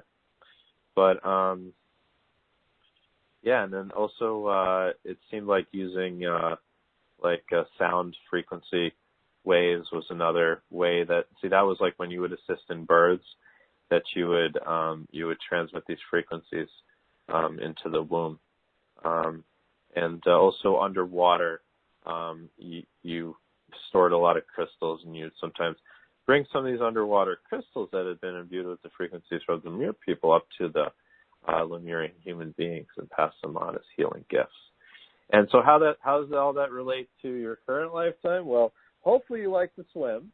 I hope so. Hopefully you like the ocean, I love lakes, water. and rivers and water. Good. And yeah. So water is obviously going to be very healing for you. And, look at different healing modalities. There's a lot of them that work with dolphins and whales frequencies, and look for healing modalities that use sound frequencies, even like the singing bowls, like Loren was mentioning, and anything else at all that uses frequency. And frequency and crystals, those would probably be, and also psychic work will be very natural for you as well. So that's what I pick up for you. So how does that all feel for you? It's a beautiful, beautiful, beautiful gift, and thank you. And it all just feels like You're home. Welcome. Yeah, it should. It should. Yeah. And feel free if you want to dive deeper. As I said, can pick up one of my packages, and we'll definitely go deeper for you. But hopefully that was Thank you, Matthew. That was beautiful. Thank you, Loren. And yes, it just feels like home, and it's really nice to be. It's just a beautiful confirmation. Yeah. Yeah. Thank you. Thanks, Sherry. Thank you, Sherry. Thank you. And Loren, so much I love know, to both of you. Thank you. Thank you. Thank you. You too. Thank you. Loren, I know we're like really going extended time here, which is fine with me. But I don't want to keep people too long. Maybe if we want to do one more, how's that sound? I think we are out of our time for today. Thank you, everyone. Yep. Yes, I know I've extended this, and I don't want it to cut off. Our system will cut off without us. But it is it's so fun to watch how you do that and to see the confirmation. And again, it goes into the feelings that we have with these memories, and that is our awareness right now. Is we're going towards our feelings, and those memories are in our physical bodies. So we invite everyone to have a session or two with Matthew John, and join him for his next Mastery Empowerment course. Again, all of that is on the special offer button. When you click that, you'll be taken to that page to learn more. Matthew, thank you so much. I mean, we do just have a few moments here. I just want to give you some time to share final thoughts. Yeah, final thoughts. Thank you, Loren. Thank you so much for having me again. I thoroughly enjoy every time being on this show. I absolutely love it and look forward to it. And so thank you for having me. And I love trying to share something a little bit new each time as well. So I hope people enjoyed this, and I hope people learned a lot. And, I hope this helps people to connect with their Lemurian, Atlantean, Egyptian, Sumerian, their ancient roots. And, I hope people also decide to look into, if you were interested in all this, I just was touching on a few things, as was Loren. But Edgar Casey's work is great to read more about Atlantis and Lemuria, and whatever else you can find out there on the internet and books books on Lemuria and Atlantis. I know, Loren, you mentioned the name of a book as well, right, by Patricia Robles. Is that her name? Oh, yes, Patricia Diane Cota-Robles. Who am I? Why am I here? Sorry. Yeah. Yes. Mm-hmm. Okay. Yep, perfect. Yeah. So I invite people to check out all this work and learn more. And just, I don't know what, I would love to hear, Loren, like, what did you feel, were you doing the affirmations along with everybody? The affirmations were so liberating. This is really where we take our power back. Exactly. And it's so interesting that, like, you read them through, and this is like this is the first time I've done these in a couple of years. And this book is so cool. It's called, as I said, Prelude to Ascension by Janet McClure. from 96. Yes, So cool. I love her work. But, yes. Yeah. And she channeled a lot of really interesting beings back in the 80s and 90s, right? The theme of each one of those affirmations is about let's not, as a planet, let egos misdirect us. The misdirected ego was the reason for the destruction of our beautiful Lemuria and our beautiful Atlantis. So let's not let that happen this time. And we don't stop egos from being big egos by fighting them, do we? Because that just creates more egos. We do it by loving everyone, by loving the group and accepting everyone in the group. We accept one another, and we can't accept one another until we truly accept ourselves. So really that's the lesson, is we need to deeply accept ourselves, deeply accept the other, deeply accept our planet, deeply accept our role of being here. I hear it too often, and I understand it. I totally get it, but I hear it too often from people on my social media or in my sessions, like, I don't want to be here anymore. I didn't choose this stinking planet. I want to go back home. Sometimes I hear that from people after the Starseed sessions, and I get it. It's like, you want to go back to a place where everything is perfect, and there's no disease, and there's no disorder, and there's nothing bad. It's all just, utopia. But you did choose to be here. You did want to be here, and so remember that, and be here fully. Accept yourself. Accept this place fully. Accept this planet as it is now. If you had a child, and many of your parents, if you have a child, it's traumatic to the child on some level, whether you're explicitly expressing it or not, if you're not fully accepting themselves. I mean, this is what I do in my work with people I work with, healing childhood traumas a lot, and it comes from they weren't accepted by their parents because their parents didn't accept themselves. So just like you need to accept a child fully, we need to accept ourselves fully, and we need to accept our parents and our siblings and our friends and everyone around us as best we can. It doesn't mean we need them in our lives if we don't want them in our lives, but we need to accept them fully. And we need to accept Mother Earth as she is now. Mother Earth is hurting. She's very polluted. There's a lot of darkness. There's a lot of pain. But she needs to feel accepted by us, the Lightworkers, not feeling like we're pushing her away and wanting her to change. Because that's what would make her act out in violent weather, right? We need to accept her, accept everyone. It's all about love and acceptance. And that's what we didn't do a great job of at the end of Lemuria. So that's what we need to do this time around. Does that resonate with you, Lauren? Yes, it does. That's our responsibility, and it all comes down to love and respect and integrity, and it is beautiful. We will do it. We will. Yeah, absolutely. I believe it. Yeah, I believe it. Good. Beautiful. So that's my last word. Thank you. Thank you, Matthew John, for our episode today. We are feeling it, and again, we invite those who took that journey to do it again and continue to feel home. Feel home. It is within us. Thank you, Matthew. Thank you for being here. You're welcome. Thank you, Lauren. Thank you for having me. And thank you, everyone, for being here as well. We appreciate your light. Thank you, everyone, for listening. Yes, and we appreciate your love. So now we dance our way to the cosmic heart. Namaste.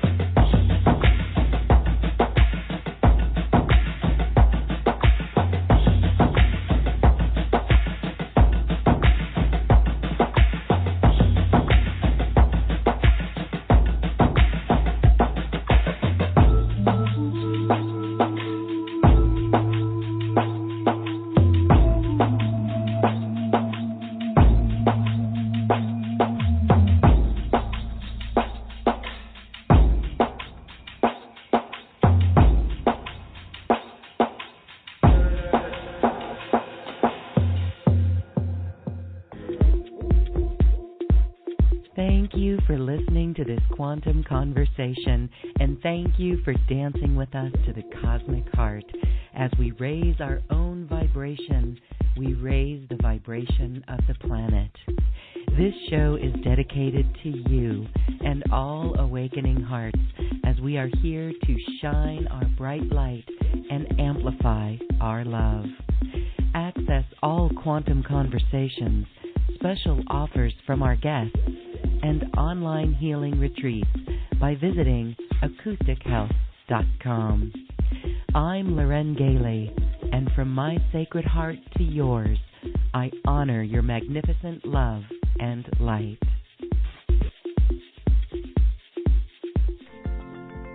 We leave you now with music from the universe.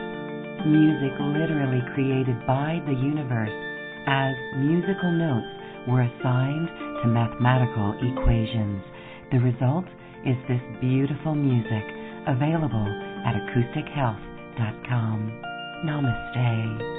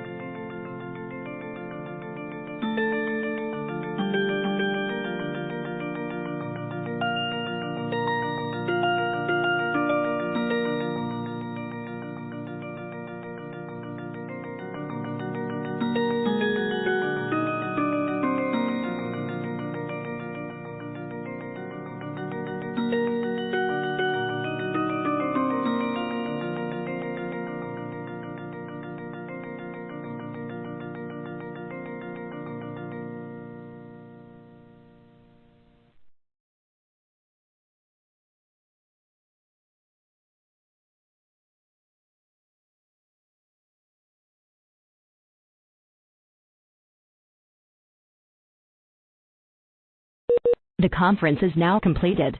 Goodbye.